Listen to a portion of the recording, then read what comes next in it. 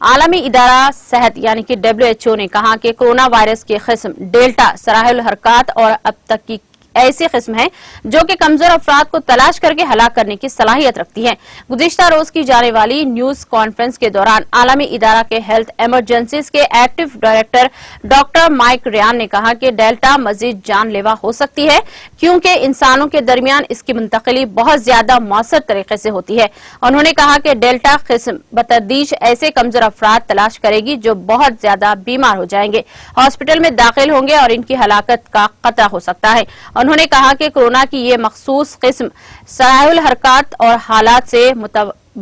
پیدا کرنے والی ہے جو سابقہ اقسام کے مقابلے میں کمزور افراد کو زیادہ افادیت سے منتخب کرتی ہے اور اگر لوگوں کی ویکسینیشن نہیں ہوتی تو مستقبل میں خطرے کی زد میں ہوں گی۔ عالمی ادارہ صحت نے امیر ممالک سے مطالبہ کیا کہ وہ ڈیلٹا کے پھیلاؤ کی رفتار کو سست کرنے کے لیے غریب ممالک کو مضبوط ویکسینیشن ادا کریں۔ WHO کے کووڈ-19 کی ٹیکنیکل ٹیم کی سربراہ ماریا وان کرکوف نے کہا کہ ڈیلٹا قسم ان تک 92 ممالک تک پہنچ چکی ہے۔ انہوں نے کہا کہ بدقسمتی سے ہم اب تک درست مقامات پر لوگوں کی زندگیاں بچانے کے لیے ویکسینز فراہم نہیں کر سکے۔ عالمی ادارہ کے عہدیداروں کا کہنا ہے کہ ڈیلٹا جلد عالمی سطح پر کورونا کی بالادست قسم کی ہوگی جس نے برطانیہ میں الفا قسم کے پیچھے چھوڑ دیا ہے اور جلد امریکہ میں بھی غلبہ حاصل کرنے والی ہے۔